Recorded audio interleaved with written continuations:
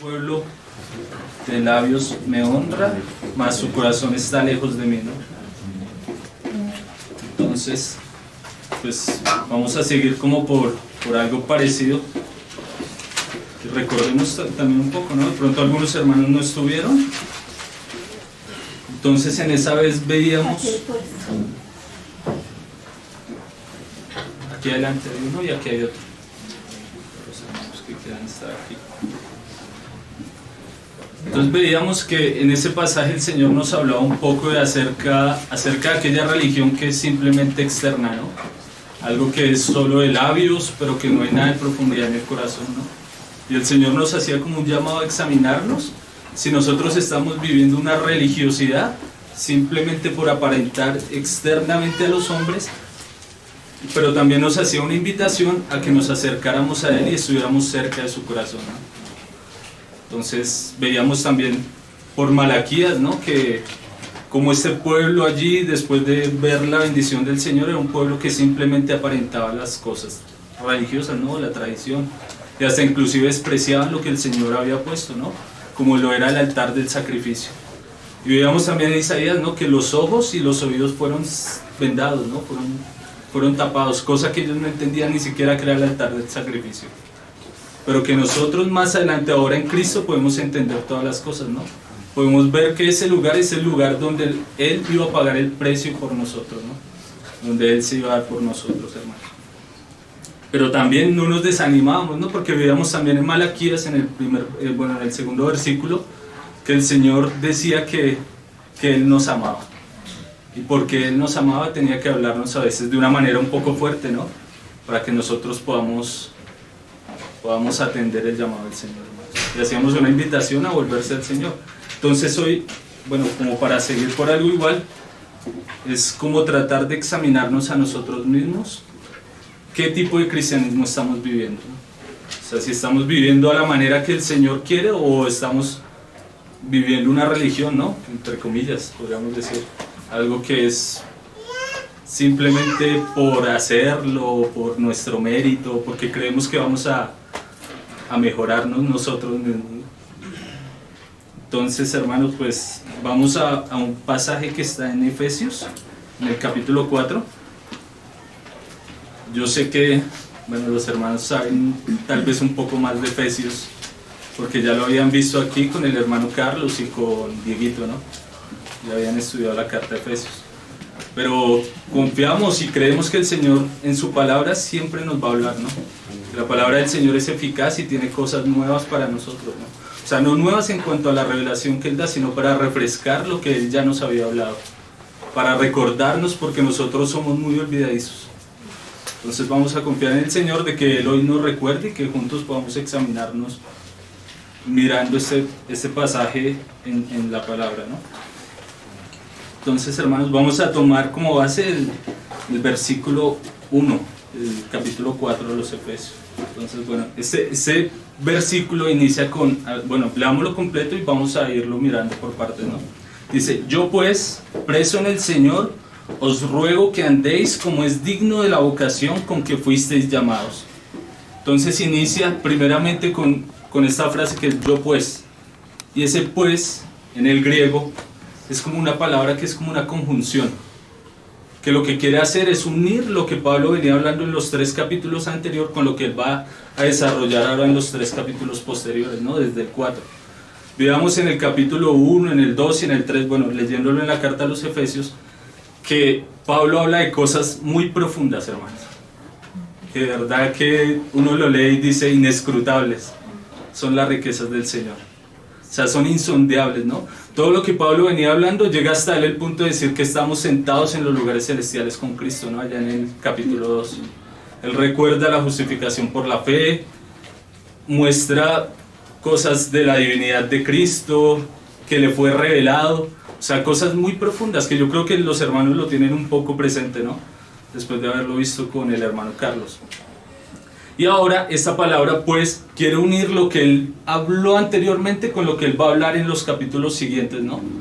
Porque esa revelación que el Señor le dio a Pablo de los lugares celestiales y de todas estas cosas tan profundas y tan sublimes son para que puedan ser expresadas en nuestra vida cotidiana, ¿no? Y empieza en el capítulo 4 para unirlo con lo que va a hablar en el 5 y en el 6, ¿no? También los deberes como esposos, los deberes como padres, los deberes como iglesia, también nosotros. Entonces, esta conjunción nos une las cosas que él venía hablando con lo que va a hablar. Y sigue con algo que él dice, preso en el Señor. Entonces, ahí vemos que Pablo, bueno, en varias de las cartas él habla como en ese mismo lenguaje, ¿no? Yo el prisionero del Señor, yo el preso del Señor, como él haciendo referencia o queriendo mostrarnos algo profundo. Yo pienso que el Señor lo dejó escrito para que nosotros podamos tener conciencia de algo. Y era que Pablo, a pesar de su situación, de estar preso, o sea que ser privado de la libertad no es algo bueno, ¿no? Recuerdo que una vez iba por un Transmilenio en el 80 y se subió una persona que acababa de salir de la prisión, ¿no? Y esta persona decía que era algo, ¿cómo se podría decir? Como indignante que una persona sea privada de su libertad, ¿no? O sea, era algo como infrahumano, que una persona sea restringida de poder, no sé, andar libremente. Y aquí Pablo dice que él es preso del Señor, preso en el Señor, pero también por la carta a los Efesios. Bueno, vamos a entender que la carta a los Efesios junto con Filipenses, Colosenses y Filemón son llamadas las epístolas de la prisión, que fueron escritas durante la prisión a la prisión que Pablo fue llevado en Roma, ¿no? Y es algo que, bueno, para mí es como un llamado a nuestra vida. O sea, Pablo podía decir, como en Filipenses, ¿no? Regocijados, nuevamente os digo que se regocijen estando en la cárcel, ¿no? Es como un llamado de atención a nosotros. O sea, él podía estar feliz, pero ¿qué era lo que hacía que Pablo estuviera feliz en la prisión? Lo que él había hablado los 3 capítulos anteriores. La revelación que él había recibido de Jesucristo era como su columna para él poder estar firme a pesar de cualquiera que fuera la situación que él estuviera pasando. Y es algo a lo cual nosotros también estamos llamados, hermanos.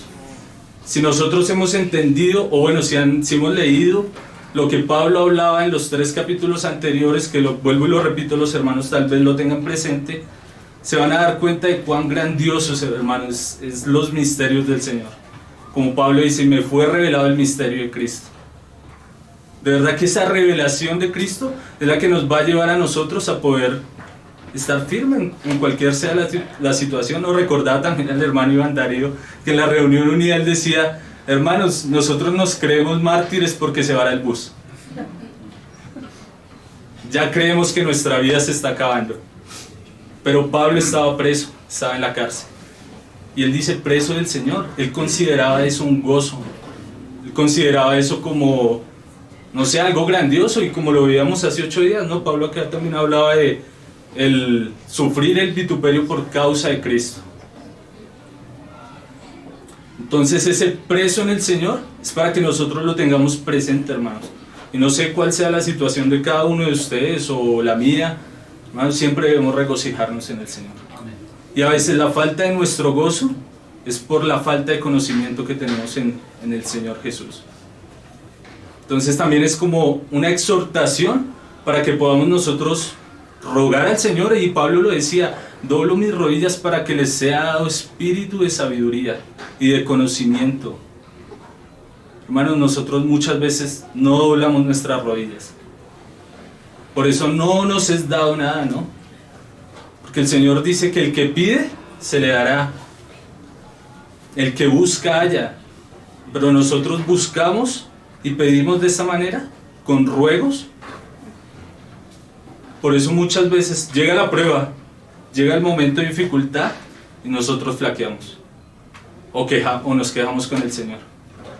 Pensamos, ay, sí ves Dios, desde que me volví cristiano, cuántas cosas me empezaron a pasar, ¿no? Pero así no era Pablo. Pablo decía, regocíjense. Y otra vez les digo, regocíjense. Regocíjense en el Señor. Amén.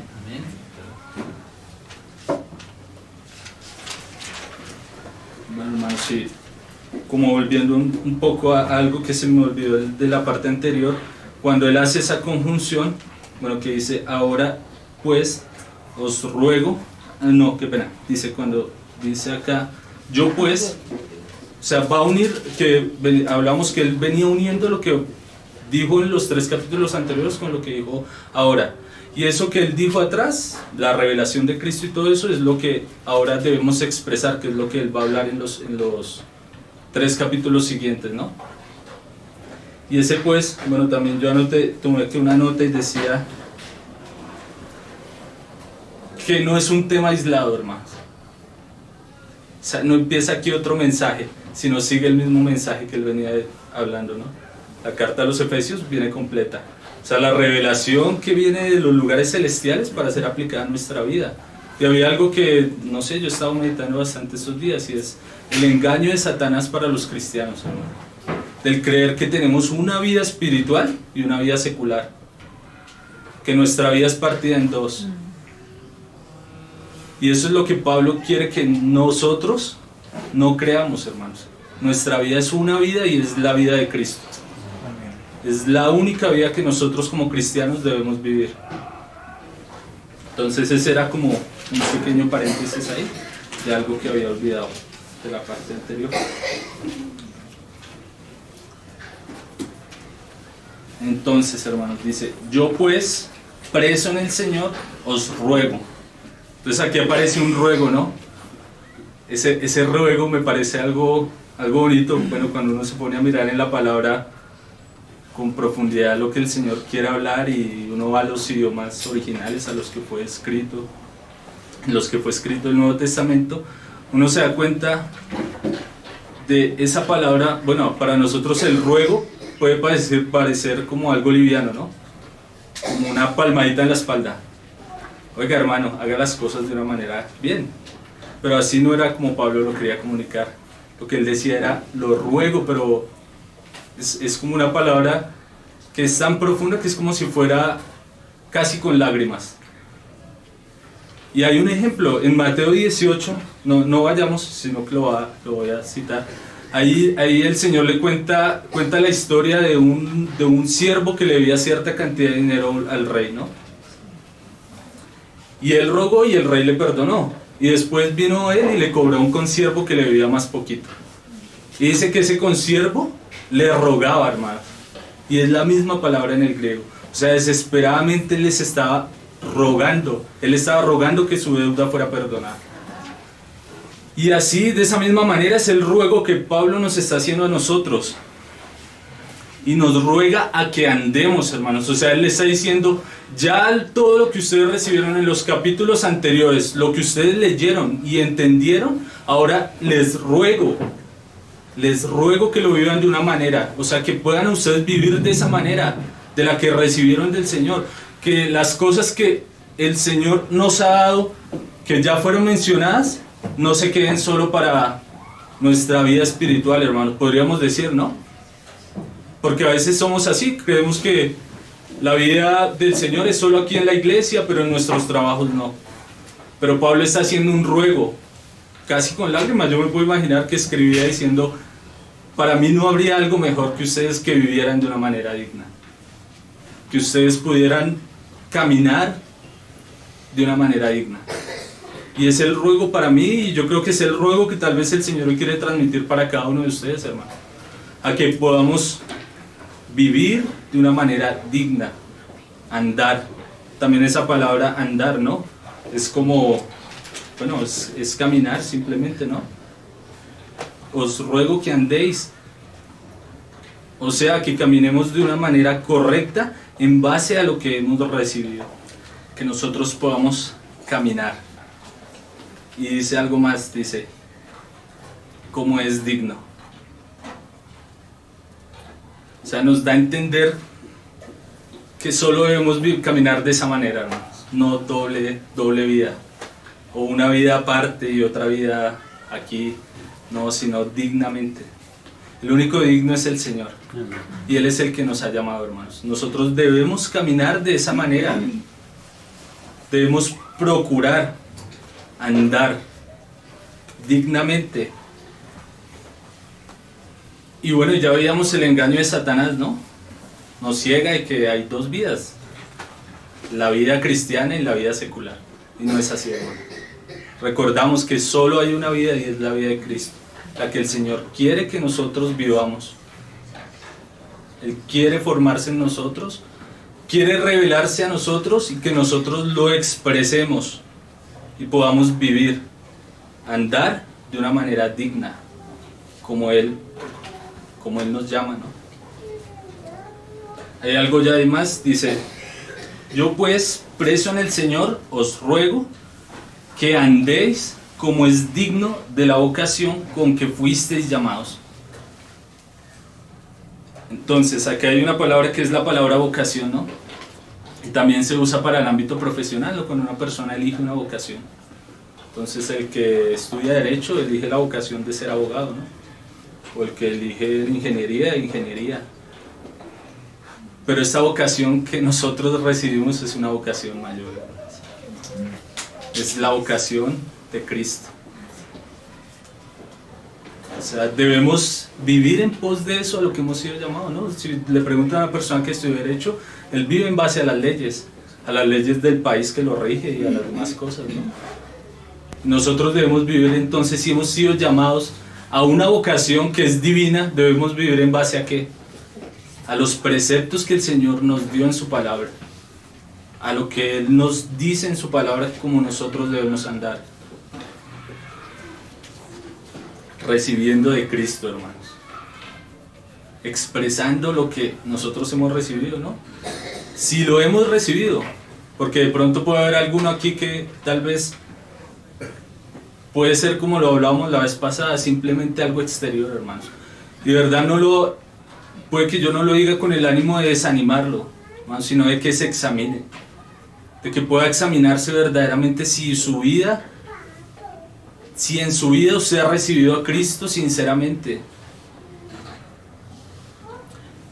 no simplemente como algo de emoción o porque hoy en día la mayoría de gente es cristiana, entonces yo también soy cristiano.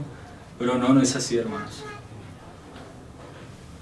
No es así como nosotros debemos vivir. Por eso hacemos un llamado. Si lo hemos recibido, si hemos recibido ese llamado, debemos vivir dignamente. ¿Y quién fue el que nos llamó? Cristo mismo. Con la vocación con que habéis sido llamados. Los pasajes anteriores, Pablo también dice que no por obras, para que nadie se gloríe, ¿no? Sino únicamente por la fe. Solo por Jesucristo, hermano, nosotros podemos ir al Padre. Él nos ha llamado, o Él les ha hecho la invitación a cada uno de ustedes, y también me la ha hecho a mí, a seguirle a Él, a vivir como Él vivió. Amén. Entonces, como es digno de la vocación con que fuisteis llamados. Hermanos, no sé si recuerdan, había como una ilustración o algo que el Señor me recordó, y no sé, yo creo que tal vez muchos acá vieron una película que es como basada en una historia de la vida real, que tuvo lugar en la Segunda Guerra Mundial, más o menos como en 1944, que es cuando las tropas aliadas de Estados Unidos y los demás países van a ingresar a Francia por el norte, por las playas de Normandía, para poder ganarle terreno al ejército nazi, ¿no? Es una película que salió de una historia que es de la vida real y se llama Rescatando al Soldado Ryan. Y esa película, bueno, como el desarrollo y todo lo que ocurrió ahí es que eran 4 hermanos, los cuales habían sido enviados a la guerra, y habían muerto 3 en un corto tiempo, muy seguido, habían muerto muy seguido, y el telegrama a la madre le llegó casi seguido de que los 3 hijos habían muerto, pero también llegó uno de que el 4.º hijo estaba desaparecido. Entonces llaman allá que por las reglas de la guerra, si quedaba un único hijo, debía ser sacado de la guerra para que él pudiera hacerse cargo de su mamá, ¿no? Entonces convocan al capitán líder en la película y es una persona que había ingresado ahí y era como un soldado muy experimentado en la batalla. Y le encargan esta misión de buscar a ese soldado y sacarlo de la guerra, llevarlo nuevamente a Estados Unidos para que estuviera con su mamá y se hiciera cargo de ella. Y emprende el viaje, ¿no? Así, creo que son 8 o 9 hombres, ya no recuerdo bien cuántos son, que empiezan la búsqueda de Ryan y no lo encuentran por ningún lado. Y ya al final lo encuentran y hay una guerra y hay una matanza y casi los 9 hombres que fueron por él, todos terminaron muertos. Y ese hombre sale vivo de la guerra, se hace cargo de su mamá, se casa, tiene todas las cosas, pero el final de la película es algo interesante, hermanos. Ya el veterano de guerra visita la tumba del capitán que dio la vida por él. Y lo único que hace es llorar y mira a su esposa y le dice: dime si he vivido de una manera digna. Hermanos, cuando ese hombre dijo esta frase a mí me traía ese versículo, hermanos. Pablo nos está rogando que vivamos dignamente como el Señor nos llamó.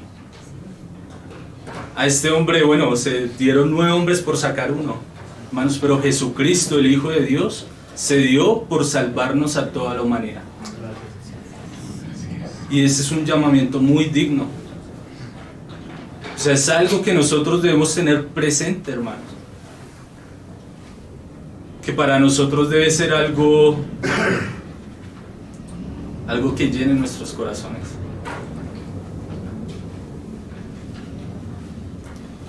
Examinémonos, ¿hemos vivido de una manera digna como el Señor nos ha llamado?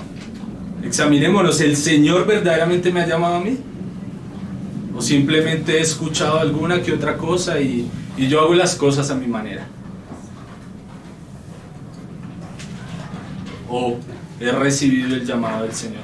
¿He aceptado el sacrificio de Jesucristo? Recordemos ayer Malaquías, ¿no? Decía que estos hombres ofrecían lo que se les viniera. Ahí, el cojo, el ciego, el manco. Hermanos, pero Jesucristo se dio por nosotros. Algunos decían la corona del Padre, o sea, la joya más preciosa que tenía el Padre, la dio por nosotros. Y ahora el ruego que Pablo nos hace es a que vivamos dignamente. Hermanos, ¿y cuál es esa manera digna de vivir? Con toda humildad y mansedumbre, soportándonos con paciencia los unos a los otros en amor. Yo creo que esa palabra humildad para nosotros a veces es desconocida, porque somos a veces tan soberbios o tan llenos de orgullo. Pero recordemos ese pasaje que el Señor dice: aprendan de mí que yo soy manso y humilde de corazón. Hermanos, qué mayor ejemplo que el Señor Jesús. La Biblia nos muestra que Dios no nos manda nada que Él no crea que nosotros podemos hacer. Él nos capacita para que nosotros podamos vivir de la manera como Él nos llama, ¿no? No es como alguien como Faraón, que le decía a los israelitas: hagan ladrillos, pero traigan su paja. No, el Señor no es así, hermanos. El Señor nos da todo para que nosotros podamos vivir como Él nos manda, ¿no? Y tanto es así que el Hijo de Dios se encarnó, hermanos, y vivió una vida que es un ejemplo. De verdad, cuando uno lee los evangelios, recuerdo, no sé si era John Locke, una persona que fue muy importante en la historia y un erudito grandísimo, y muchos lo tomaban a él como un ejemplo. Y él decía: si quieren ver un ejemplo, lean los 4 evangelios. Él es el verdadero ejemplo, yo no. Hermanos, nuestro verdadero ejemplo es Cristo. Nosotros podemos ver la humildad que Él tenía, el amor que Él tenía, la mansedumbre que Él tenía, y aún más cómo Él soportaba a los demás. Y acá Pablo nos dice: anden con toda humildad y mansedumbre, soportándoos con paciencia los unos a los otros en amor. Hermanos, ¿cuántos de nosotros a veces nos molestamos porque no nos saludan? Un hermano no nos saluda y una vez decimos, este me tiene rabia, este me tiene bronca. O cuando tenemos algún roce, hermanos, ¿no? El Señor no nos llama a eso. Si hemos sido llamados con el llamamiento de Cristo, vamos a vivir en mansedumbre, con humildad, soportándonos los unos a los otros, hermanos, con paciencia. Algo que para todos yo creo que es lejano, ¿no? Muchas veces. Pero ¿quién más paciente que Dios? Y que ahora, hermanos, lo que decíamos, Él no nos va a pedir que hagamos algo en lo cual Él no nos ha dado también la provisión para llevarlo a cabo, ¿no? Él ha dado a nosotros el Espíritu. El Espíritu nos va a dar la capacidad de ser pacientes, ¿no? Pero a medida que nosotros lo permitamos, hermano, que nosotros seamos dóciles a lo que el Señor quiere para nosotros, ¿no, hermano? Y ahí dice algo más en el 3, solícitos en guardar la unidad del Espíritu en el vínculo de la paz. Hay algo ahí, dice solícito, ¿no? Como sean diligentes en guardar la unidad en el vínculo de la paz. Vamos, a veces nosotros nos dividimos porque no piensan igual a mí. Y si no piensan igual a mí, entonces no es mi hermano, no es así, hermano. Nosotros debemos pensar como piensa el Señor. Nosotros debemos buscar, bueno, todos nuestros conceptos y todas nuestras cosas deben venir primeramente del Señor, hermanos. El momento en el que empecemos a decir, es que a mí me parece, vamos a empezar a causar división. Por eso es tan importante que nosotros permanezcamos en el Señor, ¿no? Viviendo de una manera digna al llamamiento que Él nos hizo, aprendiendo humildad, mansedumbre, amor, paciencia y buscando lo que el Espíritu busca. El Espíritu busca la unidad, y no es la unidad ecuménica que piensan que es todas las religiones, ¿no? Sino la unidad en Cristo. Todo aquel que ha recibido a Cristo es mi hermano. Y es el hermano de ustedes, y si ustedes han recibido a Cristo son mis hermanos. Y eso es lo que nosotros debemos procurar, buscar la unidad. Hermanos, y pedir perdón al Señor si en algún momento nosotros hemos dicho, es que este no piensa como yo. Entonces, lo desecho. No es así, hermanos. Debemos procurar, dice, solícitos, o sea, con diligencia guardar la unidad del Espíritu en el vínculo de la paz. O sea, Pablo también dice allá en Romanos, dice, en cuanto sea posible cada uno de vosotros, estad en paz con todos los hombres. Estar en paz, hermano.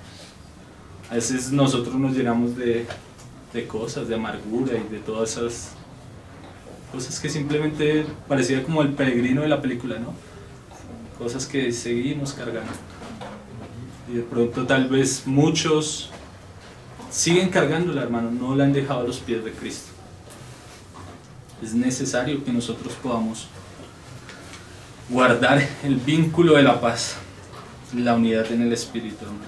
Entonces ahí dice, un cuerpo y un espíritu, como fuisteis también llamados en una misma esperanza de vuestra vocación. Un cuerpo, la iglesia de Cristo, el Espíritu de Cristo, como fuimos también llamados en una misma esperanza de vuestra vocación. Todo el que ha recibido a Cristo ha sido llamado por Él.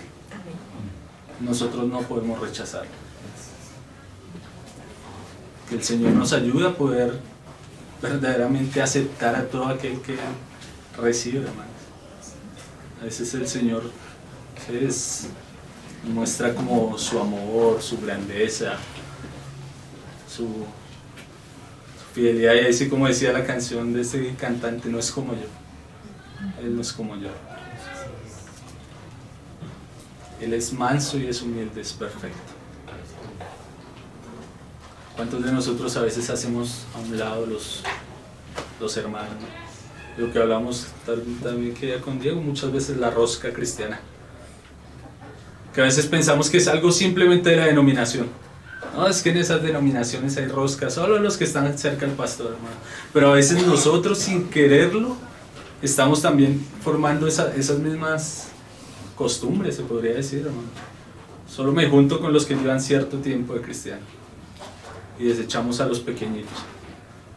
Cuando vemos que es tan importante cuidar de los pequeños. Algo que hablamos esta semana también con los hermanos era el discipulado. Y yo creo que hemos fallado bastante en eso, ¿no? También es un llamado para todo aquel que el Señor le está despertando a esto.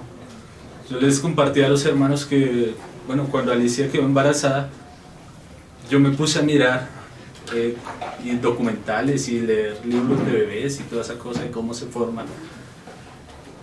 Y muestran que hay una glándula, bueno, el bebé nace, pero hay una glándula que regula la temperatura del cuerpo, ¿no? El bebé dentro del vientre materno está más o menos como a 36 grados de temperatura.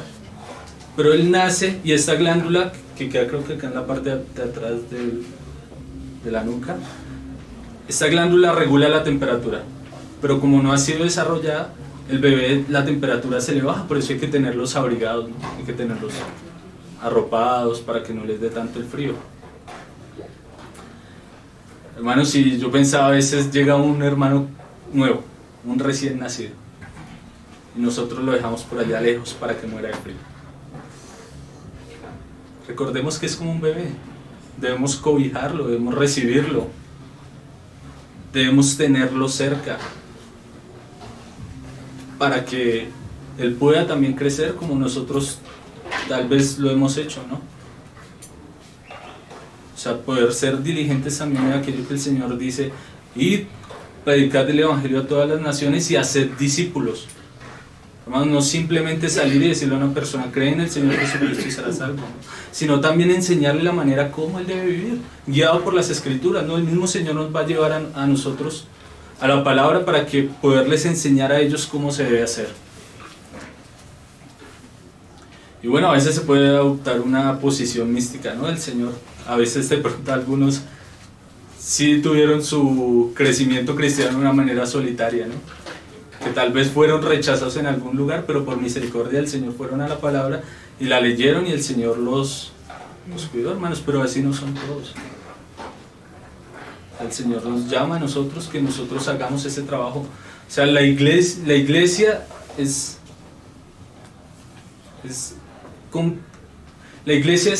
Dios quiere trabajar con la iglesia, hermanos.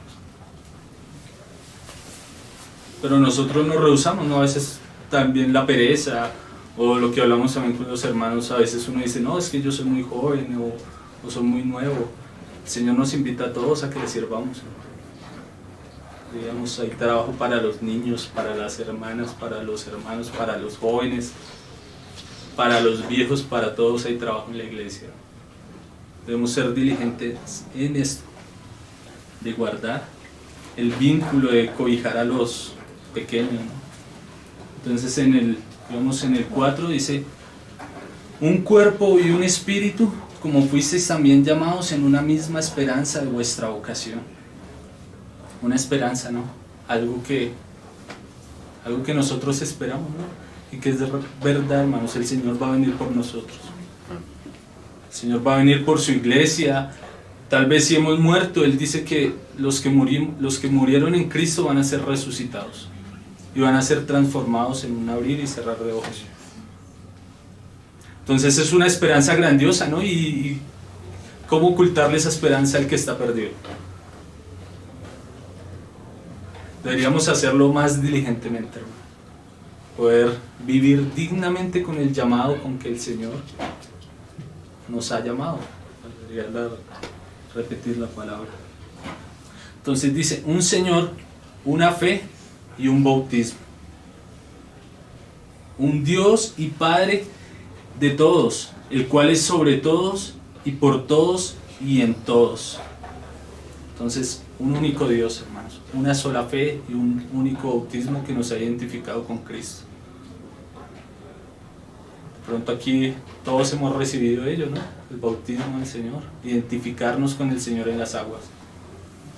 Y también los que no lo han hecho, invitarlos a que lo hagan si han creído verdaderamente, si han recibido el llamado del Señor, ¿no? Dice, un Dios y Padre de todos, el cual es sobre todos y por todos y en todos. Entonces el único Dios al que nosotros debemos adorar, el cual está por encima de todas las naciones, encima de todos los gobernantes, por encima de todo. Un solo Dios. Dice, pero a cada uno de nosotros fue dada la gracia conforme a la medida del don de Cristo. Entonces, cada uno de nosotros hemos recibido eso de Cristo, ¿no? Un don, un regalo. Cada uno en cierta medida, ¿no? O sea, no todos tenemos como el mismo llamamiento o todos tenemos que hacer lo mismo, ¿no? Sino a cada uno, hermanos. Pero vuelvo y lo repito, porque nosotros a veces vivimos como en incertidumbre a qué el Señor nos ha llamado. O muchas veces en incertidumbre, ¿será que el Señor me ha llamado? Porque no lo hemos buscado diligentemente. Entonces Él dice, me hallan los que temprano me buscan, en Proverbios, ¿no? Qué bueno es que los jóvenes puedan ser llamados, ¿no? Dice, los que temprano me buscan. Pero también todos, hermano. Todos nosotros. Que vayamos al Señor. Señor, ¿verdaderamente me has llamado? Señor, ¿para qué? Soy útil en tu casa. No simplemente es para venir a reunirnos cada 8 días, ni mucho menos, ¿no? Sino para cada uno. O sea, hay trabajo para todos. Pero muchas veces no sabemos qué hacer porque no hemos ido al Señor, ¿no? Porque a veces nuestro cristianismo es solo, bueno, leo la Biblia el domingo y todo el resto de semana me la paso viendo televisión, acostado, sin hacer nada. Pero no, hermanos, debemos buscar diligentemente al Señor para que podamos saber para qué hemos sido llamados, ¿no? O sea, verdad que una persona que vive en incertidumbre da vueltas y vueltas y vueltas y vueltas, ¿no? Y eso pasa dentro del cristianismo. Pareciera que llega una persona al cristianismo, el ferviente, pero a medida que va pasando el tiempo, parece que ese fervor fuera en retroceso. Su vida es más fría.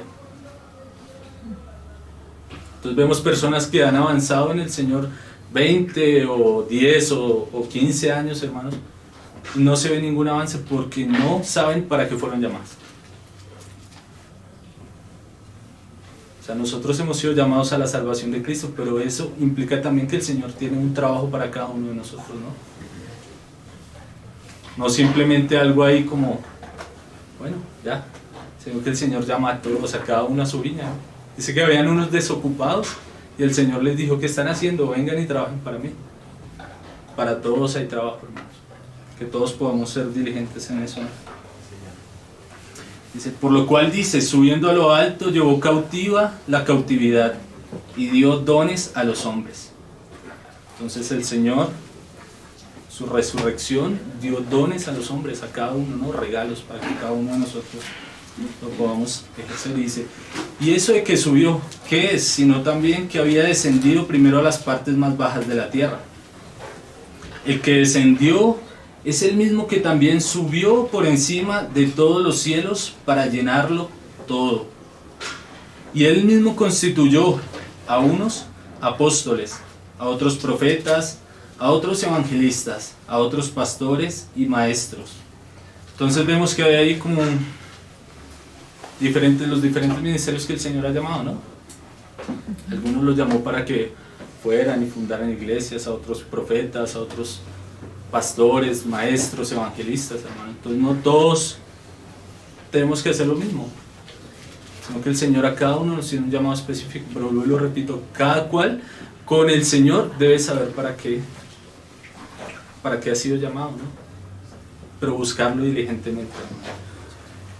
La verdad que esa palabra diligencia ha sido para mí estos días, me ha quedado tan grabada lo importante que es ser diligente. Diligentemente cada uno de nosotros preguntémosle, el Señor responde, hermano. Yo soy testigo que el Señor responde. Pero verdaderamente le han preguntado o le hemos preguntado. Señor, ¿para qué soy útil en tu casa? ¿Cuál es el llamado que tú me has hecho? Y sigue pasando el tiempo. Y sigue pasando el tiempo y cada vez nos hacemos más viejos y después resulta que nunca hicimos nada para el Señor porque siempre vivimos en una incertidumbre, ¿no? Nunca, bueno, buscamos eso para lo que el Señor tiene para cada uno de nosotros. Entonces Él dio, dice, Él mismo constituyó a unos apóstoles, a otros profetas, a otros evangelistas, a otros pastores y maestros, a fin de perfeccionar a los santos para la obra del ministerio, para la edificación del cuerpo de Cristo. Entonces vemos, hermanos, que eso no es algo para nosotros, sino que es algo que va a servir a toda la iglesia, que va a contribuir para que lo que Dios quería se llevara a cabo, y es prepararse a sí mismo una esposa limpia, pura, sin mancha y sin arruga. Entonces, hermanos, nosotros verdaderamente amamos a Dios, que queremos servirle de una manera tan profunda, ¿no? A veces pareciera que, no sé, los soldados fueran más fieles a su país que nosotros a Cristo. Debemos trabajar para ello, hermanos. Cada uno formamos parte de esa novia, pero también cada uno de nosotros vamos a cooperar para que nuestros hermanos sean edificados. Y no solamente yo crezca, sino que juntamente todos podamos llegar al conocimiento y la plenitud de Cristo, ¿no? Que juntos podamos ser edificados y podamos alcanzar la estatura del varón perfecto. Entonces es un llamado que el Señor nos hace, ¿no? Para que vivamos de esta manera digna. Entonces ahí dice en el 13, hasta que todos lleguemos a la unidad de la fe y del conocimiento del Hijo de Dios, a un varón perfecto, a la medida de la estatura de la plenitud de Cristo. Entonces, hermanos, que todos juntos podamos llegar a la misma unidad de la fe y del conocimiento del Hijo de Dios, a un varón perfecto, a la medida de la estatura de la plenitud de Cristo. ¿Para qué? Para que ya no seamos niños fluctuantes, llevados por doquiera de todo viento de doctrina, por estratagema de hombres que para engañar emplean con astucia las artimañas del error, sino que siguiendo la verdad en amor, crezcamos en todo en aquel que es la cabeza, esto es Cristo, de quien todo el cuerpo bien concertado y unido entre sí, por todas las coyunturas que se ayudan mutuamente, según la actividad propia de cada miembro, recibe su crecimiento para ir edificándose en amor. Entonces, hasta que todos lleguemos, para que no seamos niños fluctuando. Entonces llega cierta doctrina o llega cierta cosa que vimos en internet y somos arrastrados. ¿Por qué? Porque no tenemos el conocimiento del Señor. Me llama la atención el Salmo 138 que David dice: te alabaré, Dios, delante de todos los dioses de la tierra. Me parece algo precioso como lo dice David. Conocía al Señor. Él sabía que ninguno de todos esos dioses que alababan los pueblos paganos y hasta inclusive Israel era el Dios verdadero, solo había uno. Por eso es tan bonito esa parte que él dice: te alabaré delante de todos ellos, porque solo tú eres digno. Porque David conocía al Señor.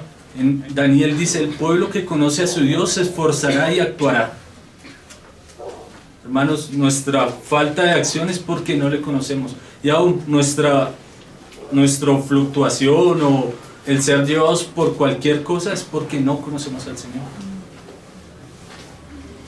porque no somos diligentes en buscarle. Por eso debemos juntos y también individualmente buscarle, conocerle, estudiar su palabra, orar, rogar delante de él, ¿no? Dice: por estratagema de hombres que para engañar emplean con astucia las artimañas del error. Entonces aquí hay hombres que engañan, ¿no? Y hay gente que usa la Biblia y forman una doctrina completamente errada, ¿no? Pasa por lo que, bueno, hemos venido viendo los últimos domingos, ¿no? Bueno, como dice en Pedro, hermano, dice que no hay interpretación privada, hermano,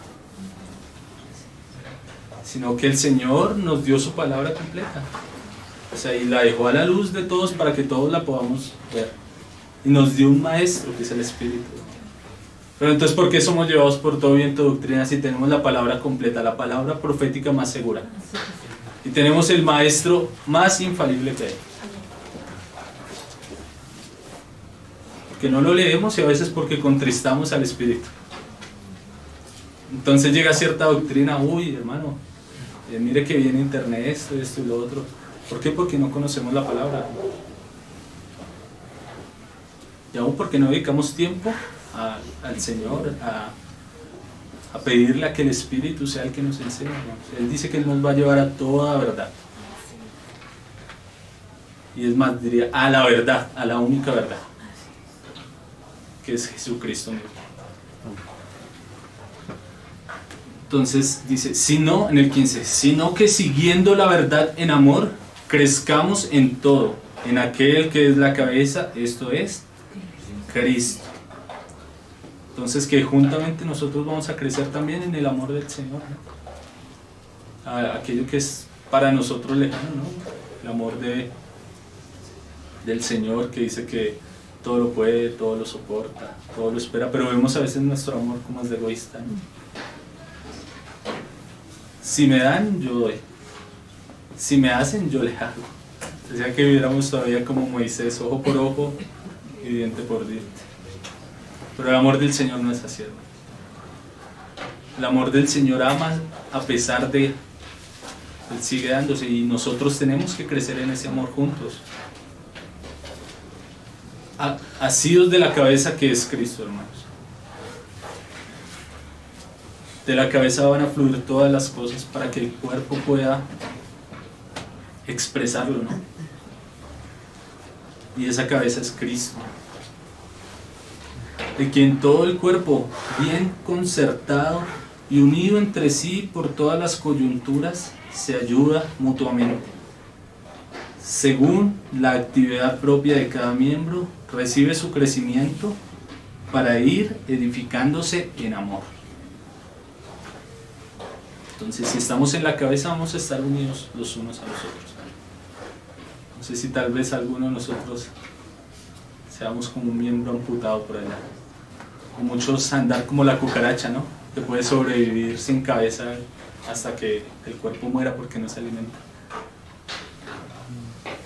Pareciera que fuéramos cristianos así, como las cucarachas. Podemos vivir sin cabeza. Pero no, hermanos, tenemos que asirnos de la cabeza y juntos, no uno aparte, sino juntos todos, digamos como localidad y también como iglesia universal, juntos, ir asidos por las coyunturas, ¿no? O sea, como por todo lo que nos une en nuestro cuerpo físico también, que se podría hacer como una ilustración, ¿no? Asimismo, debemos estar asidos y a la cabeza que es Cristo, hermano. Dice, de quien todo el cuerpo, bien concertado y unido entre sí por todas las coyunturas que se ayudan mutuamente. Entonces el ayudarnos mutuamente, ¿no? Y poder trabajar juntos. No hacer mi obra, sino la obra del Señor junto con mis hermanos. Todos trabajando para la gloria del Señor, ¿no? No para que me reconozcan como lo veíamos la vez pasada, sino para que el Señor sea glorificado. Según la actividad propia de cada miembro, entonces en lo que el Señor a cada uno lo ha llamado, a lo que el Señor a cada uno le ha puesto para que haga en su iglesia. Pero no lo vamos a entender, hermanos, si simplemente nos dedicamos a ver televisión y a hacer cualquier otro tipo de cosas. Si no somos diligentes en buscarle, no vamos a saber qué es lo que el Señor tiene para nosotros. Según la actividad propia de cada miembro, recibe su crecimiento para ir edificándose en amor. Entonces, si vamos a crecer juntos y vamos a ser edificados en amor, entonces que el Señor nos ayude, hermanos, a saber si verdaderamente estamos andando de una manera digna conforme al llamamiento que Él nos hizo, el cual fue un llamamiento glorioso. No lo hizo nadie más, sino solo el Señor Jesús. Dios mismo nos hizo ese llamamiento a cada uno de nosotros, para que podamos andar de esa manera digna, y ahí seguimos leyendo, ¿no? En amor, para que juntos podamos ser edificados, podamos trabajar para que la iglesia del Señor avance, ¿no? Entonces, hermanos, que el Señor nos ayude a ser diligentes, tal vez recordando a la película esta, que este hombre lloraba y le decía a su esposa si había vivido de una manera digna. Hermanos, que hoy cada uno de nosotros nos examinemos, si primero hemos sido llamados, y segundo, si estamos viviendo de la manera digna como Cristo nos ha llamado. Amén. Entonces oremos y que el Señor nos ayude. Señor, te damos gracias por el llamamiento que tú nos has hecho, Señor. Por tu palabra, Señor, que nos redarguye, nos exhorta, Señor, nos anima.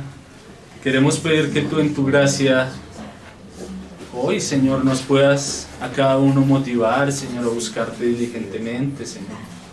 También que los que tal vez no han recibido tu llamado, Señor, hoy se puedan examinar, Señor.